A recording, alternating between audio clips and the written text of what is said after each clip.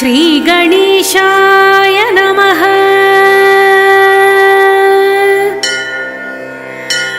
ईश्वरं शरणं यामि क्रोध मोहादिपीडितः अनाथं पतितं दीनं पाहि मां परमेश्वर।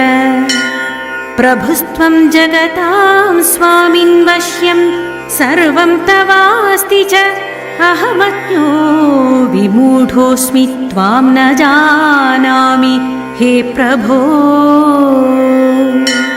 ब्रह्मा त्वं च तथा विष्णुस्त्वमेव च महेश्वरः तव तत्त्वं न जानामि पाहि मां परमेश्वर। त्वं पिता त्वं च मे माता त्वं बन्धुकरुणानिधे त्वां विना न हि चान्योऽस्ति मम दुःस्वविनाशकः। अन्तकाले त्वमेवासि मम दुःखविनाशकः तस्माद् वै शरणोऽहं ते रक्ष मां हे जगत्पते।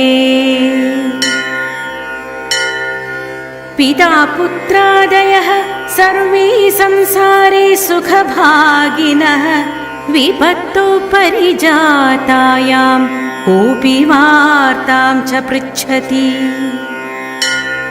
कामक्रोधादिभिर्युक्तो लोभमोहादिकैरपि तान् विनश्यात्मनो वैरीन् पाहि मां परमेश्वरः। अनेके रक्षिता पूर्वं भवता दुःखपीडिताः त्वगता ते दयाचाद्य पाहि मां हे जगत्पते। न त्वां विना कश्चिदस्ति संसारे मम रक्षकः शरणं त्वां प्रपन्नोऽहं त्राहि मां परमेश्वर। ईश्वर प्रार्थनास्तोत्रं योगानन्देन निर्मितं यः पठेत् भक्तिसंयुक्तः तस्यैष सम्प्रसीदति।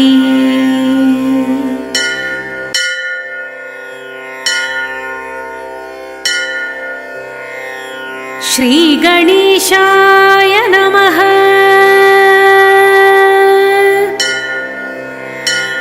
ईश्वरं शरणं यामि क्रोध मोहादिपीडितः अनाथं पतितं दीनं पाहि मां परमेश्वर। प्रभुस्त्वं जगतां स्वामिन् वश्यं सर्वं तवास्ति च अहमज्ञो विमूढोऽस्मि त्वां न जानामि हे प्रभो। ब्रह्मा त्वं च तथा विष्णुस्त्वमेव च महेश्वरः तव तत्त्वं न जानामि पाहि मां परमेश्वर। त्वं पिता त्वं च मे माता त्वं बन्धुकरुणानिधे त्वां विना न हि चान्योऽस्ति मम दुःस्वविनाशकः। अन्तकाले त्वमेवासि मम दुःखविनाशकः तस्माद् वै शरणोऽहं ते रक्ष मां हे जगत्पते। पिता पुत्रादयः सर्वे संसारे सुखभागिनः विपत्तौ परिजातायां कोऽपि वार्तां च पृच्छति। कामक्रोधादिभिर्युक्तो लोभमोहादिकैरपि तान् विनश्यात्मनो वैरीन् पाहि मां परमेश्वरः। अनेके रक्षिता पूर्वं भवता दुःखपीडिताः त्वगता ते दयाचाद्य पाहि मां हे जगत्पते।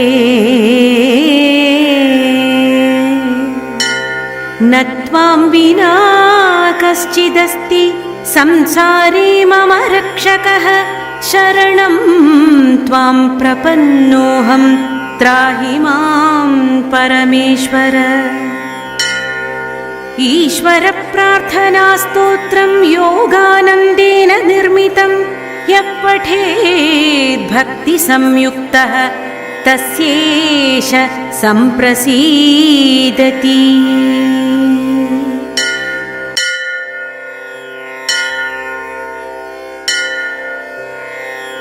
श्रीगणेशाय नमः।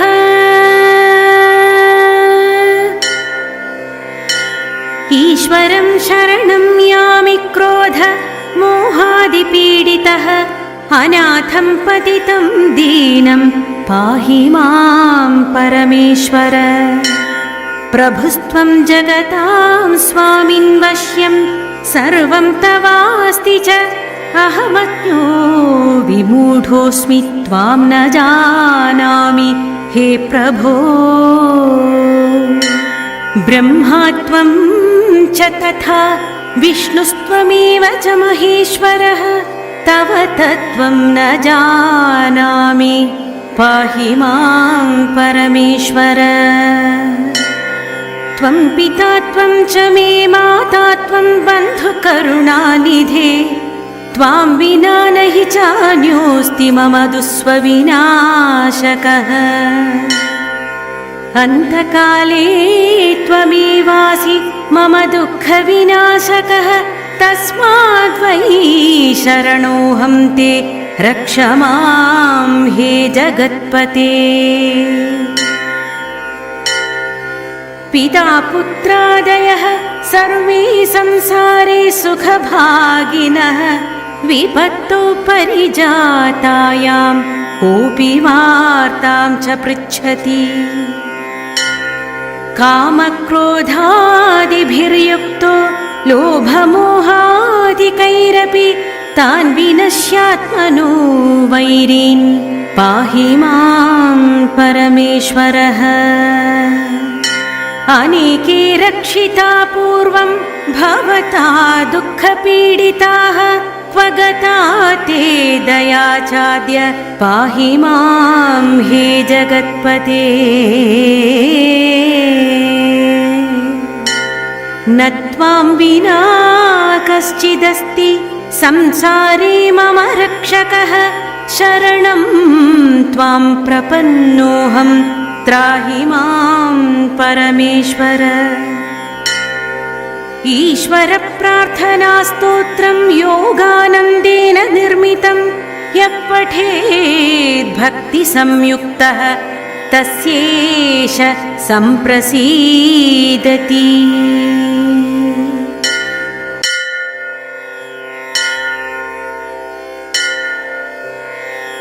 श्रीगणेशाय नमः।